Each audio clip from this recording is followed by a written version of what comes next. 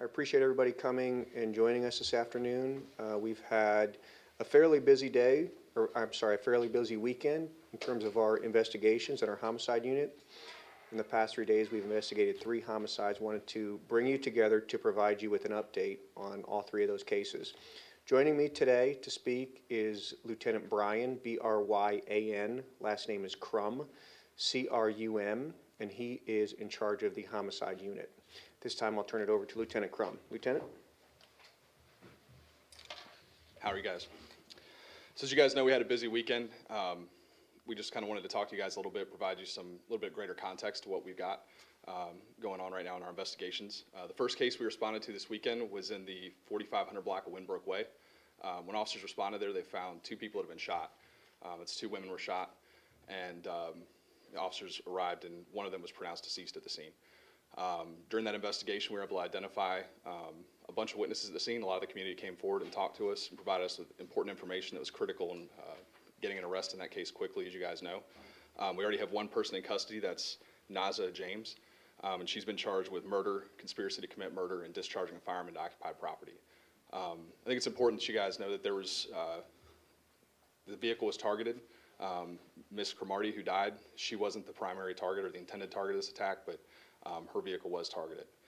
So like I said, the investigation's ongoing. We're still running down a lot of leads in this case.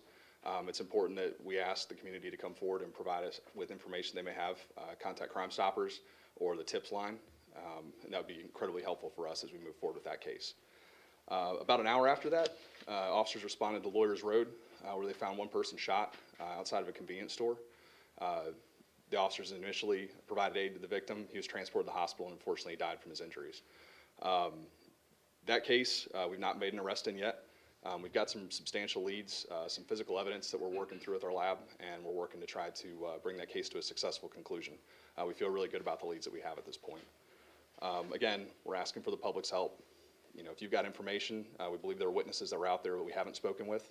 If you can come forward, contact us either at Crime Stoppers or the tip line. Again, there's a reward for information leading to an arrest.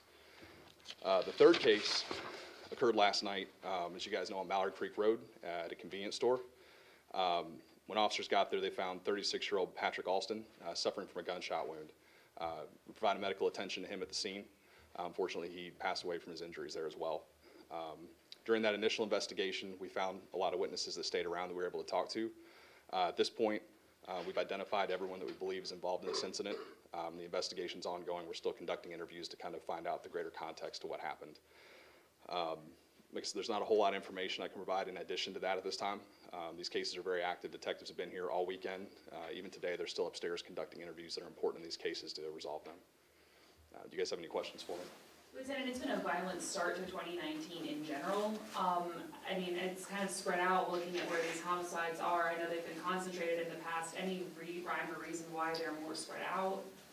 I refer you to Lieutenant Koch on that. I mean, we just figure out, we investigate each case in and of itself.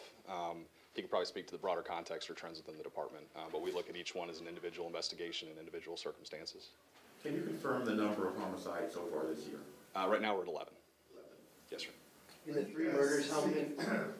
I'm sorry. Sorry. Are you guys seeing any trends that sort of point one direction or another as to why we're seeing a bit of a jump this year? Again, Lieutenant Koch can probably speak to that. I mean, anecdotally, no, I don't think I see a trend that's like something that we really see at this point. It's so earlier in the year. I mean, we're what, 25 days into the year? It's really kind of hard to say what the trend is. These things kind of come and go. So maybe later in the year I can give you some info. Yeah, so this year, clearly, we've had more this year. We had 11 this year compared to 6 at this same time last year and 9 the year before. But certainly, in order to draw any sort of correlation or extrapolate that out to the entire year, it's certainly too early for that. We do find that there's not any particular trend or any particular series. We just really encourage our citizens to try to de-escalate the situation and not immediately result to violence. Every single one of these 11 homicides this year has been at the result of gunfire, and that is certainly no way to solve or come to any sort of resolution, because once you fire that gun, you're responsible for whatever results happen from that. And as you've seen, we've had 11 victims here. Any victim is more important, is certainly one more than we ever want to have. So, you know, we investigate every single case.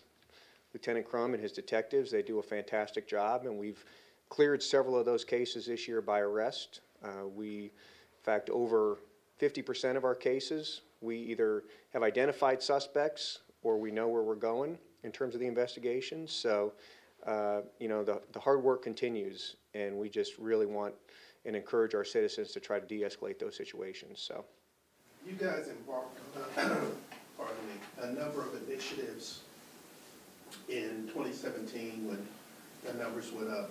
Are you looking at anything like that, or is it too early to you know, Glenn, I think it's certainly too early to come to that. But our goal and our job is to try to come to successful resolutions on all of our calls, and you know, we really want to encourage our citizens not to result to gun violence, because there can be tragic consequences, as we've seen over the first 4 weeks of this year. Lieutenant, how many, can you say that were the victims knew the suspect both over the weekend, and if you know, like, since the beginning of the year, did the victims know the suspects in these cases? I'll refer that to Lieutenant Crum here. Over the trend of the year, I can't answer for you easily. This year, this weekend, we believe that in all these cases that they knew each other or had some type of contact prior to the incident. In terms of the situation in which the grandmother was killed, are we looking at multiple shooters? It's early in the investigation to be able to really make that determination. Like I said, we have a lot of information that we can't share with you guys at this point because of the nature of the investigation. Some of the family members have said something like more than 100 shell casings and stuff like that. Can you comment on any of that? Beyond there being a lot of shots fired, I mean, more than one shot's always a lot of shots to me when we're shooting in our streets. But, you know, at this point, we really can't release any specifics because it'd compromise what we've got going on right now. You said the vehicle was targeted, but the woman wasn't targeted. Were they trying to shoot someone else in that vehicle, from your understanding? At this point, that's basically all I can say is that the vehicle was targeted, but we don't believe that Ms. Cromartie was the intended victim.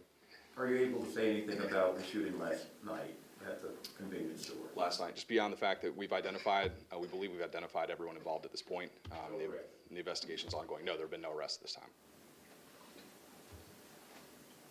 What else? All right. Thank you.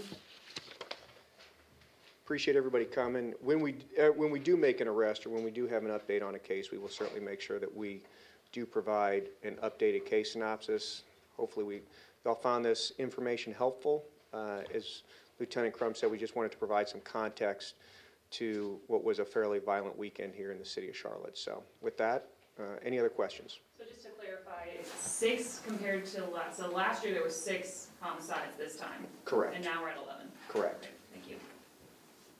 Any other questions? All right, thank you all. Have a great day.